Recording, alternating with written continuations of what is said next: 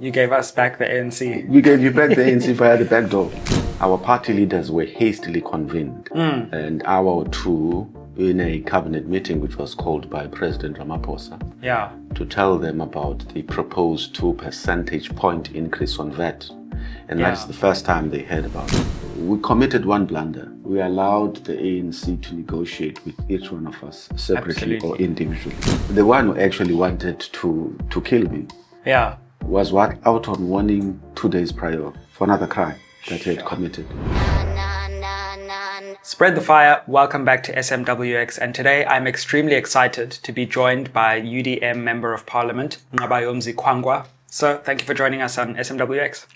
Thank you very much for inviting me. I'm pleased to be here. It's a great honor. We've spoken to you in short stints outside Parliament, but this is our first proper extended chat. I know. Thank you kindly. Yeah, it's been a whirlwind of a week in Parliament already. How do you react to what's been happening with the budget? You know, all the way from the story starting with the failure to table the budget first, and then this development into the committee, and then the vote, at least on the fiscal framework so far. Well, the problem started last year when we advised the ANC. Remember, in about July, when Parliament had just re-established or convened for the 7th term, we warned the ANC about the fact that there needed to be a process, a consultative process that would be in line with the budget cycle. Because the budget we were passing in June last year was the budget of the 6th administration, so it was not a GNU budget. So we kept on discussing this issue to say, now you are going to the medium-term budget policy statement, you're doing the adjustments budget, but also you're giving the South African market forward guidance to say, these are the policy positions for next year, but we have done no consultation so far. It would appear to us is that Treasury assumed in the ANC that they still had majority in Parliament because there was no consultative process that took place before the budget in February. Right? Our party leaders were hastily convened an hour or two in a cabinet meeting which was called by President Ramaphosa to tell them about the proposed 2 percentage point increase on VAT. And that's the first time they heard about it. And immediately, other party leaders, it seems like they picked it up from weekend newspapers that such a proposal was being made by government. Was that the cabinet meeting like just before, the day before? Not the day before. Or the morning during the day, morning of the sitting in the afternoon. That's the first time you heard about it. We had heard about it in the media, but not formally or officially. So up until then, it was gossip for us. So when we imagine the cabinet meeting took place at about 12 noon and the budget was supposed to be tabled in the afternoon. It was a short meeting. There was no consensus. In fact, there was a complete disagreement about the proposed 2 percentage point increase on VAT for obvious reasons. So that's why then that process had to be postponed for further engagements. I'm not convinced that even leading up to the second budget speech, there were substantive engagements. I'm part of the clearinghouse of the GNU. We kept on talking about putting in place consultative forums, but none of that happened, at least to my knowledge.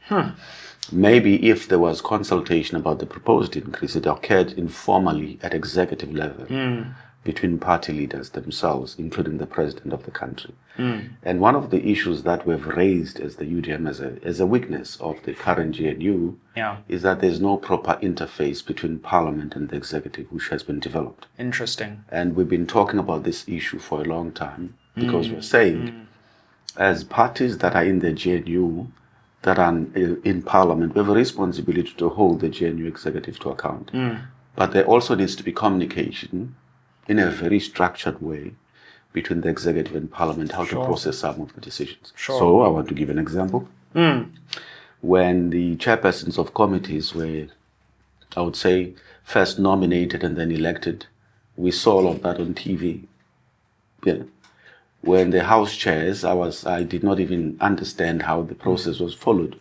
House chairs in Parliament, we saw them on TV. And when we tried to raise these issues internally, I remember very well the current chief of the ANC saying the bus had left the station already. As if we were just being unrealistic by raising the issues. So there was there were instances where promises were made about creating a platform where we could discuss these issues. But that platform was never created. That's actually quite concerning, because I would have thought, being part of the GNU, there would be some kind of consultative framework. No, you see, the challenge is, you'll recall that there was a national dialogue which took place at UWC, where we're looking into different coalition models in South Africa. That exercise was not done in good faith by the African National Congress. And there we had tabled a proposal where we learned from other jurisdictions, such as Kenya, where they have a Political Parties Act, where the act outlines the funding model, but it also stipulates how a coalition agreement firstly should be structured, what it should contain. And we said we needed to develop such models so that we don't encounter the challenges we've experienced now. Because had we done that, we would not be sitting with every now and then with an egg on our face because we are disagreeing on issues. But also, I think public academics and intellectuals have failed to do one thing, to scrutinize the so-called GNU agreement. It's an in-principle agreement that does not contain any substantive issues about the programmatic work of government. Hence, parties are then opportunistically raising legacy issues. I asked the question, I said, if the Democratic Alliance can say, let's revisit Bella Act, hypothetically speaking, and they say, let's revisit the land expropriation without compensation. Those are decisions that were taken by a properly constituted parliament in the last term. Now, if you are going to revisit them, what are you saying? What are you saying about that parliament, the sixth administration? But also, how far do you go then with legacy issues? Can I go back and say in 2003, this act I didn't agree? Let's redo the constitution. Let's redo the constitution, right? It opens a can of worms. And we're saying, if we're done this, our work properly, develop the models, the communications frameworks, and like, for example, in jurisdictions such as Ireland, their coalition agreement is 162 pages long. And it deals precisely with the work of government, so that even if tomorrow, say, the current prime minister were to hand over to the second largest party in the coalition, they would just continue, there'd be continuity. But one of the things we also learned from Kenya is that once you have, for lack of a better word, handed over your coalition agreement to the registrar, right, which is a legislative body that looks after those coalitions. Right. The coalition agreement must stipulate a minimum period, like 2 years. They are trying to create stability in the system to say, once you sign on the dotted line, you are married for 2 years. You are not going to turn around and say, no, we don't like Bella, we are marching out. Because otherwise, you will go through an exercise where in a period of 5 years, you have 5, 6 former presidents. The same kind of instability, which is very chaotic at local government level. In terms of the actual vote on the fiscal framework yesterday, we saw a very tight situation where it seemed that at least those looking on, where it wasn't sure whether it would pass or not, it eventually passed by a very slim margin. What do you make of that? Because I guess one of the dangers is that every time something major comes up, we might have this crunch moment in Parliament where we don't know which way things are going. It's great for us in the media, but I'm not sure it's so great for the stability of governance. Correct. I think that's why I said in the debate on behalf of my party, this is a lesson, not only for Parliament, but for the so-called governing parties or GNU members to say, when you are about to undertake an important process where you're going to have to vote in Parliament, your consultation process must start very early. You make compromises early, so that by the time you go to the sitting, you know exactly who's going to support and who's not going to support your report, or it could be an act that you're trying to pass, right, a bill that you're trying to pass. So that needs to go back to the drawing board, and it goes back to the issue of developing a proper framework. One of the issues we've highlighted about, for example, the clearinghouse is that it's almost like a dispute resolution mechanism. It doesn't deal with any matter proactively. Like kids, we must fight about some issue and then that matter will be referred there. And that's the only time the clearinghouse is going to see it. Otherwise, if there are no disputes or points of disagreement, the clearinghouse will never be convened. But now the other challenge is consider the complexity insofar as the UDM is concerned, that my leader is a deputy minister. And by the virtue of being a deputy minister, then he gets invited to the cabinet. Yeah. Right. He comes into the cabinet by invitation. Sure. So he's a member of the executive, but not necessarily a cabinet member. So what happens is often then the president of the republic does not convene a meeting of party leaders who are in the GNU separate from the cabinet, because most of them are represented there. He takes it for granted that by talking to them, they spoken to everyone. Hence, if you recall, when the decision to postpone the delivery of the budget speech, we were not aware of it because the general had just left the cabinet meeting to come and brief us. And at the time of the postponement, he had not been notified. It was not a question of the UDM being mischievous. But one of the things that we did not like, we took an askance view of, was the fact that then the chief whips, after the decision was communicated to the presiding officers, when the chief whips convened, they inexplicably forgot to call us so that we could be part of that caucus. A year later on, they apologized for it and we moved on.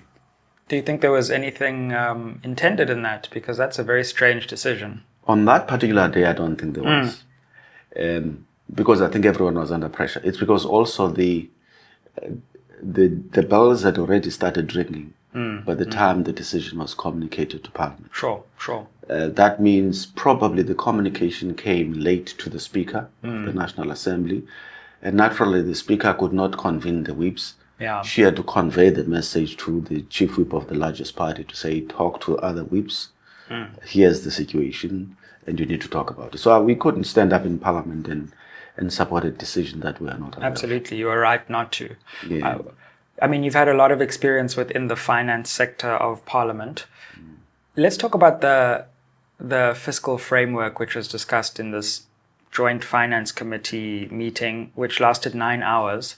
One thing that really struck and worried me was that this wasn't broadcasted on media, and we were told that it was because of the size of the room. I mean, should we be worried about something like that, or do you think that was a genuine error? Because as someone in the media, I was really worried that such a crucial meeting wasn't actually open for proper public scrutiny. No, you should have protested.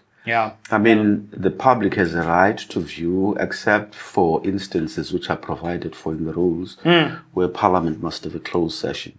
But if the meeting has not been declared as such in terms of the rules, the media should have been allowed to participate in that meeting and to have an understanding of what's happening and be able to report on it.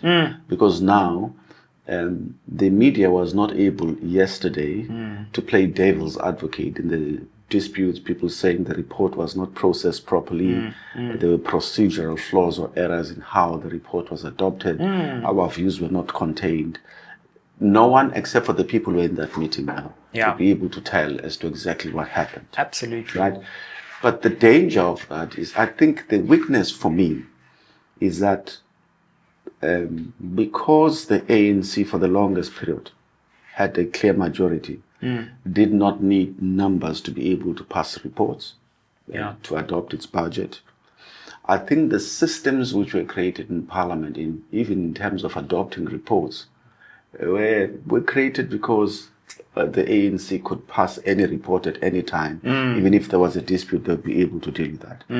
I think we need a more robust system, similar to how we, say for example, the division of revenue. When he acts money bills and whatever, there would be what you call a motion because you are dealing with a piece of legislation. Motion of desirability, you state it very clear as the chair, and the chair signs on behalf of the committee. But I'm trying to say there are procedures and proper steps that are followed. Absolutely. Perhaps when we go in future to something as contentious as the fiscal framework, we have to make sure that that procedure is outlined clearly for members of the public to understand, so that they themselves would be able to scrutinize it and tell as to whether or not Parliament has actually upheld or adhered to those principles when passing their reports. This VAT increase is a major bone of contention at the moment. ANC has walked back from the 2% increase. Now, we have a bit of uncertainty as to whether these recommendations are going to be taken seriously or whether, in actual fact, because this framework has been effectively passed, if the ANC decides not to change it, that's what will be the framework. What's your understanding of of where we are in the situation and whether this VAT increase is set in stone or could actually be flexible? It could never be set in stone given the fact that the budget still has to be passed in June in its totality. Sure. And the ANC will need the support of these parties to pass the division of revenue and so on and stuff like that. And if they were not to take this process seriously, they will undermine that process in June, because even the few that voted with them might not vote for them in June, and would have a challenge in our hands. Yeah. However, I think it's the nature of political discussions that they will be polarized, there will be a bit of political posturing. Sure. I think one of the things that we have achieved, or Parliament has achieved this time around, was to prevail on the executive to review some of its proposals. Sure. Even though the process of seeking to amend the budget has not been done in terms of the law, due to time constraints and whatnot. However, in the final analysis, if we're able to come up with sound proposals, we might be able to influence. In fact, we might be able to amend effectively the budget and some of the revenue proposals. Hence, we are going into this process with an open mind, because we have been engaged in discussions with them. We cited, a lot of people misunderstood our position yesterday. Our position was not to say that we support a VAT increase. Sure. Our position was to say, at some future point in time, we are going to have to take difficult and tough decisions with regards to the revenue shortfall. And those difficult decisions, or that decision, will entail at some or other point, in some or other fashion, a tax increase, whether it's a direct one or an indirect one, right? But also, when you propose in tax increases or which tax to use, you have to look at the efficiency, whether they'll be able to collect the revenue that I talked about, whether you're going to be able to plug the shortfall. So I was trying to say to opposition parties and other sister opposition parties, get your proposals ready. Because when you talk finance, it's nice to have to be lost in theoretical and ideological niceties about where you stand on issues ideologically. But when it comes to finance, numbers don't lie. You have to deal with empirical evidence, right? Not only that, you have to try and balance the books. Sure. Because when they spoke, let me give an example. Last year, they were celebrating the primary surplus. We said the expenditure control measures must not come at the expense of the social wage, right? We all said that. It was nice English to say, but we did not know its implications. Sure. That even now, we have a responsibility to say, if you have funding shortfalls, it means the budget cuts will come at the expense of that very social wage, which supports the poor. And that's the kind of discussion we must have when we look at alternatives. And do so in a process that would be guided by proposals that also come from, we can ask the Financial and Fiscal Commission, in addition to some of the submissions that are going to be made by the SAD. That's what they're supposed to be there for. They're supposed to be there for. Yeah. We also have the Parliamentary Budget Office that also produces credible, very good analysis of the budget.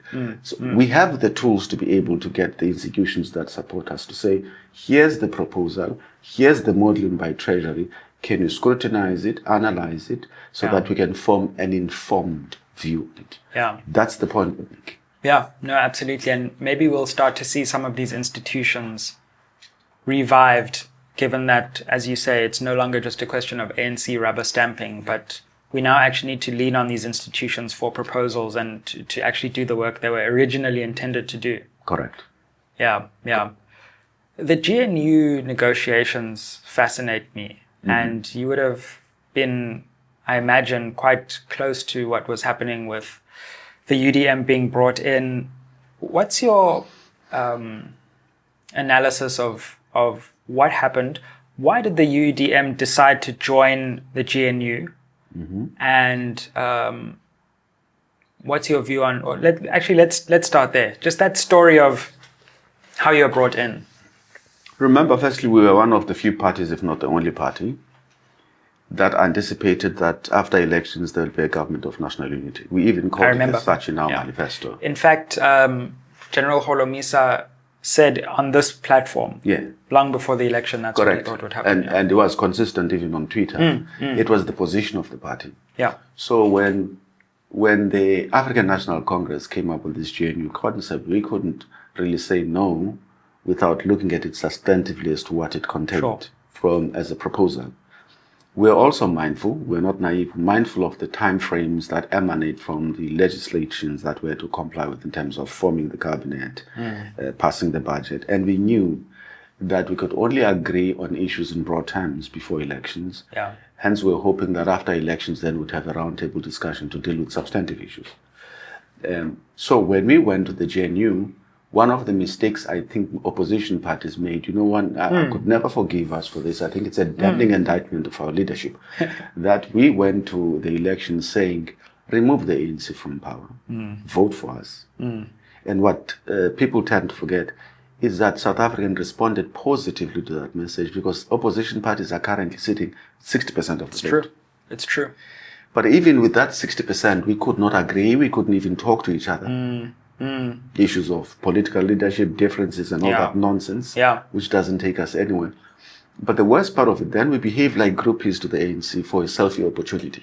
All of us were waiting in the sidelines to be called by the ANC for an opportunity to negotiate because the few leaders who tried to coordinate opposition parties, their attempts were not well received in some circles. I mean, there were attempts. General did make the attempt. Probably other party leaders also did. And I think most of the attempts to try and even get the opposition parties to negotiate as a bloc failed. Even though at Gallagher Estate, the convention center, as soon as the results were announced, I'm sure you probably saw we started congregating in different areas of the room, trying to chart a way forward, trying to see whether there was a possibility that opposition parties could work together. But then we committed one blunder.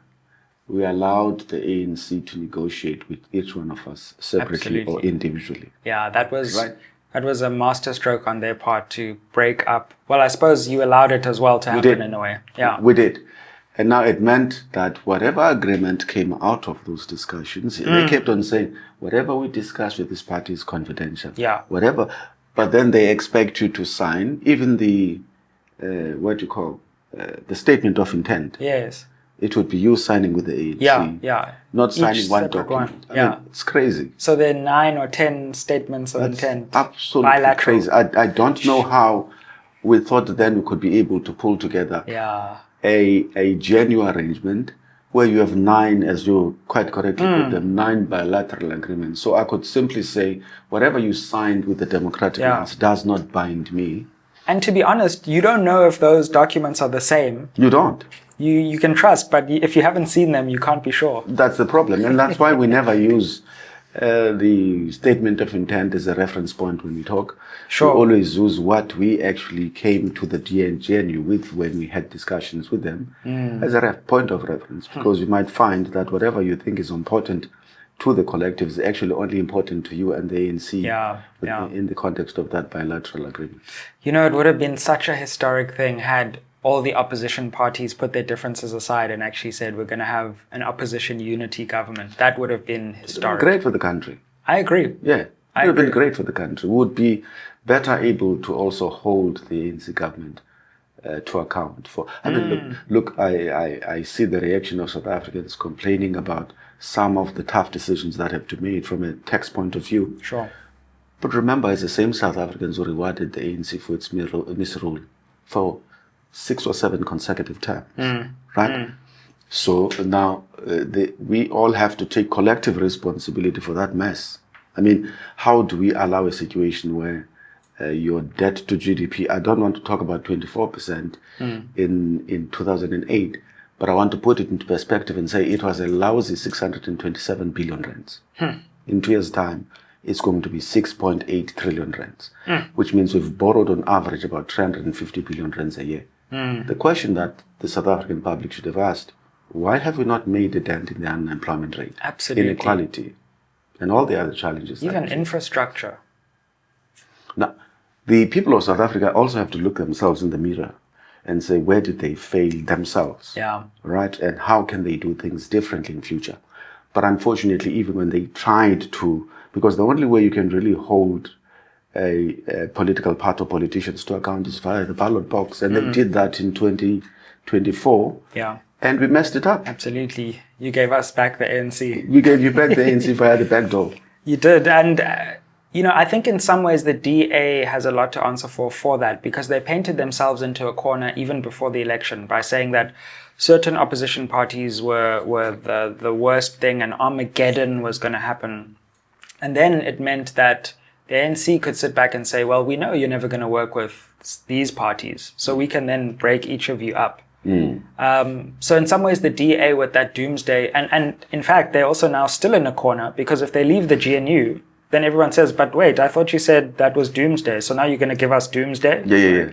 So I think that was a big strategic error on their part. No, true, but I think the DA, I have a lot of respect for the party, the Democratic Lines. They've been an effective official opposition in the country, but I don't think they were able. Remember, one of the roles of the official opposition is to coordinate the work of opposition parties. So from the day when I joined the UDM, I was a support staff member. I was part of the secretariat of the Forum of Opposition Parties. Used to be chaired by the late Prince Buthelezi Ndadeligoda, because the chairship of that body would rotate among political sister opposition parties. And one of the things back then that the official opposition did well was to coordinate the work of the opposition. So when we went to secret ballot, every time we challenge issues in Parliament, especially during the Jacob Zuma years, we worked together. We were able to put our differences aside. And now what appears to have happened is that going to the 2024 elections, then the official opposition antagonized other opposition parties. They did not only say those things about parties like the EFF, for instance, but they actively decampaigned, using their massive propaganda machinery, actively decampaigned smaller parties. By going to the media saying a vote for smaller parties is a wasted vote. It was a consistent message we had to respond to every time we're campaigning around the country. Right? Because they have a sophisticated communications machinery. But now, then, when you adopt that strategy before elections, you are not going to be able to find goodwill after elections to talk to anyone, even shortly before elections. And that is what happened in essence. Apart from ideological issues, because I do not think that the reason why opposition parties were not able to form a government had to do with ideology. I doubt it very much. Because we're able to cooperate before on the basis of those issues. We're able to work in some municipalities together in spite and despite those ideological differences. It was failure of the political management of that relationship leading to the elections. Well, one day is one day, I suppose. What do you make of opposition politics? Because as you say, you kind of occupy an interesting space in that you're still holding the government accountable in Parliament, but you're also part of the executive. We've seen a lot of infighting in opposition politics, especially between the MK and EFF. UDM was part of the Progressive Caucus. What do you make of what's happening on that side of the aisle?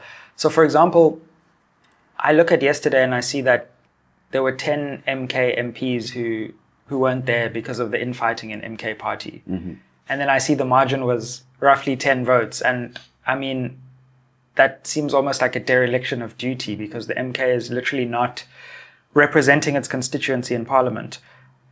A lot of fighting with the EFF at a time when we need opposition from somewhere. What's your view on how opposition politics is working right now? They probably, you see, I don't think I'm the best person to respond to that question. Due to the ambivalent position you've already highlighted that I occupy. However, I think that there's still scope and room for the opposition parties to better organize and coordinate themselves. And probably for the sake of South Africa, move past some of their differences, because South Africa needs an effective opposition. It can't be up to the very same so-called GNU partners who have to step up at times and try to hold their own government to account. I mean, it makes it a bit difficult. It's a necessary task and duty as a member of parliament, but as you understand, is that due to the ambivalence I've stated, it can be quite constraining at times. Yeah. Especially when you can't deny when everything has been discussed with your party, you understand the strategy, and you also have a mandate to support it, even if you might disagree here and there. The difficult and courageous questions therefore have to be asked by the opposition and make sure that they hold everyone to account without fear or favor or prejudice. Every political party, to respond to your question about internal infighting or infighting, it happens everywhere. It happens everywhere. And it depends on the majority of that leadership to be able to say at some point, hey guys, we need to get our act together. We are MK or EFF, whatever political party for that matter, even UDM, and we have a clear set of objectives and a mandate that we need to pursue and see being realized. Can you educate us on the budget process from here? Because I think South Africans are suddenly learning how complex this budget process is when it's no longer just a majority pushing it through. So we've had the tabling of the budget. We then have had the fiscal framework, but there's still a number of steps through the division of revenue and appropriations bills that have to come. So what can we look forward to in this unfolding budget story? The first thing would be, it's going to be interesting to see how Parliament is going to manage the process which is outlined as a recommendation in that fiscal framework report, where there'll be further consultations on the budget. While at the same time needing to meet the deadline right in June of passing the budget. At the same time, remember, you do what you call budget votes, where you deal with the budget votes of individual departments. That usually takes place immediately after we've actually completed these processes. Right. Now, it's going to be interesting to see how that is going to unfold. Given that probably some of the funding shortfalls in departments would depend largely on the ability of the state to collect some revenue. We probably have to sit down in the programming committee, because whatever we do affects the timelines and the deadlines. Absolutely. Which would frustrate someone like the chairperson of appropriations, such as Musi, and my committee, because we have to follow that to the T, because if you don't, then you'll be challenged in court and you'll be found wanting. But I think what throws a spanner in the works is the month-long consultative period, because then you are going to have to use the very same finance committees to be seized with that process of trying to find a solution, while at some point Parliament needs to have the budget votes for individual departments passed by the various committees. And remember, quite a number of, like myself, you sit in many committees in Parliament. So at times you have difficulties where committees do not cooperate because members are overstretched. So we have to keep an eye on that, so that the finance committees are adequately resourced in terms of human resources to be able to do whatever work they need to do. But there's also no guarantee that even during this 30-day period, there'll be consensus by the end of it. Absolutely. And if there's no consensus, what then? I'm just thinking to myself, what if the ANC then does exactly the same thing as with the GNU, and the so-called consultations are just bilateral consultations? I know that will never happen. We'll never allow that, not this time around. You've learned that. Unfortunately, unfortunately, the Parliament has to take over the process. Sure, at least, Parliament has to take over the process and lead it, right? I'm sure the joint committees will have to decide as to how they are going to tackle these submissions, because that too has an impact on other important work that these committees still have to do with respect to the budget. So Parliament has to lead the process and give it clear time frames, so that Treasury is able to account on this proposal sooner rather than later. I'm realizing we in the media need to also really get serious about being there throughout this process, because we can't have a situation where small committee rooms are chosen throughout this process. We shouldn't have allowed that to happen. We must not allow, especially because we are in uncharted waters. I'm sure there are going to be a lot of lessons learned. We are going to make a lot of mistakes in this process. We need be independent minds, objective observers, to be able to scrutinize the process, critique it, offer solutions of how we should do it next year. Because whatever we do now is going to develop a model or a template for future reference purposes that we can tweak or use in any manner that we deem fit. On a personal level, you're involved in a very traumatic situation where you were effectively abducted, I guess is the appropriate way to put it. Where are we in the process of getting accountability for that? I saw there was an article where people have been charged, but I wasn't sure if it was verified. Can you give us an update on whether anyone has been held accountable yet?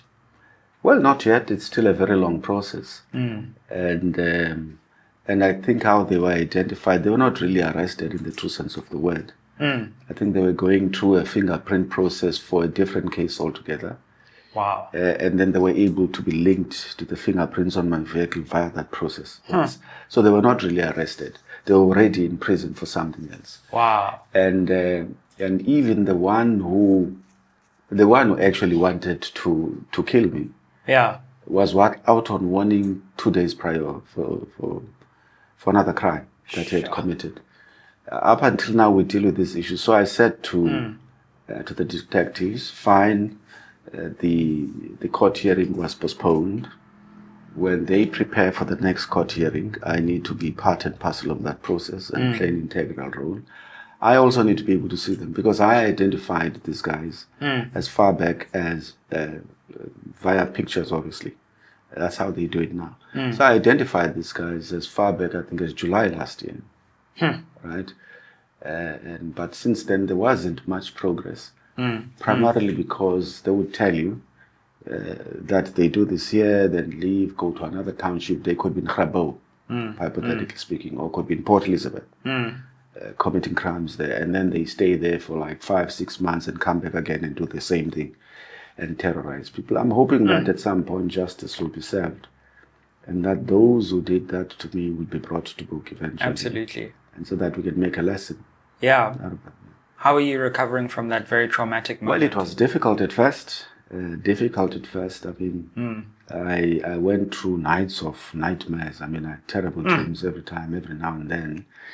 It was difficult for the first 2-3 months or so. But then the process towards recovery then begins to take shape, but slowly but surely. Yeah. I think I'm in a better place now emotionally and psychologically. It's actually just so sad, the level of crime in our country and how so many people have to deal with this. It's almost like a wartime situation. But also, I've never felt so powerless in my life where you've done no wrong. Yeah. There's people, but they are standing on top of you, discussing about whether to kill you or not and where to shoot you. At that point in time, you just given up. I had given up. I was like, okay, fine. Maybe it's my day to kick the bucket. So what? This is how it all ends. How it all ends. And I mean, what happened on that day? I mean, it must have just been all so sudden. It was so sudden. I always support township businesses. So up until that day, I had a barber that I had used for like 10, 15 years. Since the days I was still a support staff member in the UDM. Nice, so we'd become like buddies. Yeah. So whenever he was not, his barber shop is in town. Sure. Just around the corner from Parliament. But whenever he would not be at work, I would just call him and say, I'm on my way to the airport because Drift Sense is right behind, just around the corner from the airport. I did that because I'd done it so many times in the past 10, 6, 7 years without incident. But it seemed on that particular day, I happened to be at the wrong place at the wrong time. Because it was just 5 minutes after I sat down and he started cutting my hair that they walked in. During the haircut? During the haircut. I was taken from his house. He was busy cutting my hair from his house. And that's how it happened. Wow. But I think one of the things which breaks my heart, continues to break my heart, is that our people are living in fear of criminals. I mean, when I was tied up, my hands tied behind my back, It was done in the middle of a busy road, in front of everyone. No way. And even when I was put in bundle into the boat, it was the same thing. There were people walking past, pretended as if they didn't see anything. Even when I was taken to the place where I was supposed to be killed, right? The same thing. There were people walking past me behind. No intervention whatsoever. Yeah. But it showed me that people they live in fear of criminals. So true. It's because they're failed by the criminal justice system to deal with this matter. Yeah. I mean, we've seen in an even when people are arrested and apprehended, then prosecutions can also be bungled, as we've seen with this recent case surrounding the Omatoso trial, but also a lot of state capture matters. Yes. So there's a lot of questions about even that end of the criminal justice system and whether you can get a prosecution when people are actually apprehended. Yeah, that's why, I mean, the captains I've worked with, Captain Lombard and many other people, they've been very professional. They did from SAPS, but it's a big institution. They could be doing their best. Someone else might mess it up in the process, and the people end up walking free. I'm so sorry that it happened, and just so glad that you lived to tell the tale and are back holding the government accountable. And yeah. No, thank you, Tata. No, we're really glad about that.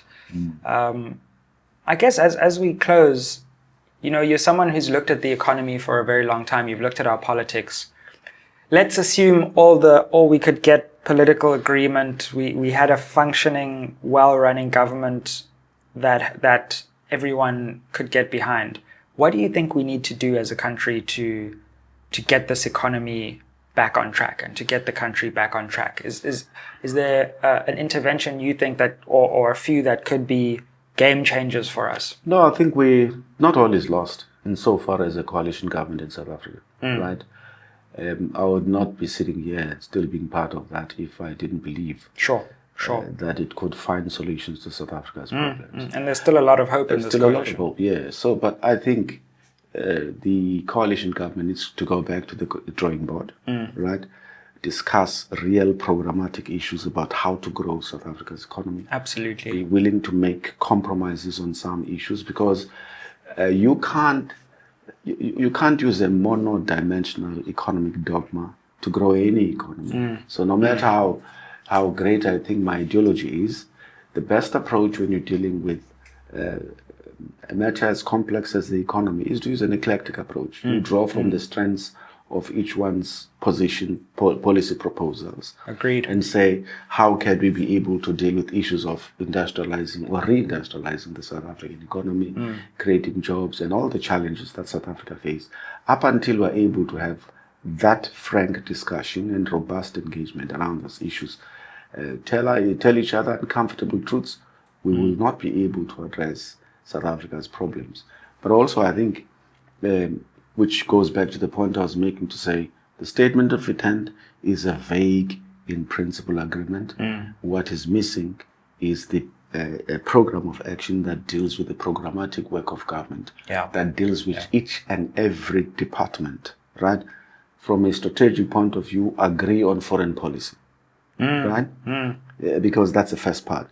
Agree on foreign policy. If we have to moderate some of the positions when the ANC might have taken in the past, we do that. But also you can't, I mean, when I was looking at the growth projections of the National Treasury, I agreed with those who were saying they were unrealistic for one simple reason. We are not able to address some of the geopolitical challenges we face as a country. So now when you ask the question, where is this growth going to come from, given these challenges? And the fact that we have not been clear as to whether we want to look towards countries around the world that are shouldering more global responsibility, or do we want to go back to Trump for more abuse? What are we going to do? I mean, the rest of the world is already grappling with that issue.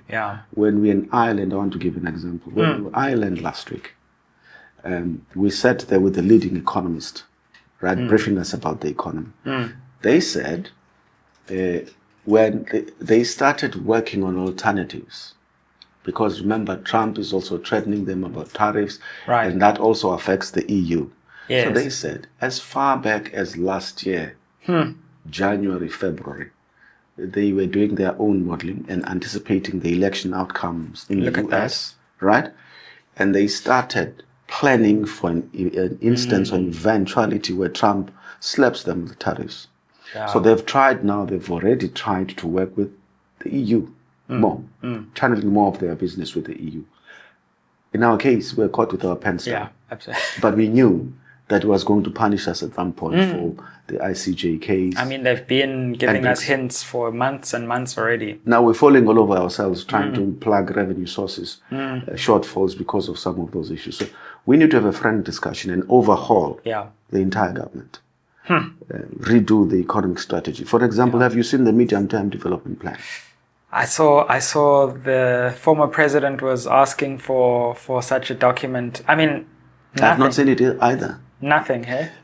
I know that it was discussed internally, informally, parties contributed. Yeah. But the final document has not been made public. I mean, if it was, I probably missed it. But up until we got to the budget, it was not there yet. Yeah. As a final document. Yeah. And yet, the entire framework, the expenditure framework, is premised on the medium-term budget policy, on the medium-term development plan that no one has seen. So how do we grow the SA economy? Yeah. When you don't know what the plan is. Yeah. So we need to be frank about these issues. You see, you came to me, I tell it like it is. I have no time to prevaricate. That's for sure. Yeah. Mr. Kwankwa, it's been a great honor and a privilege. I hope this isn't the last time we're able to sit down and chat, but we appreciate you joining us on SMWX for this discussion. Thank you very much for having me. Enkosi, natsiyabulela. And please make sure you like, share, subscribe. Take us to 250,000 subscribers, and make sure you tune in to SMWX's live event on the 25th of April.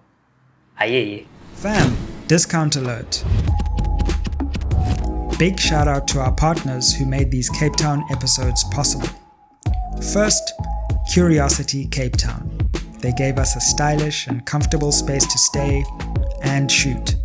Use the promo code SMWX for 10% off your next stay.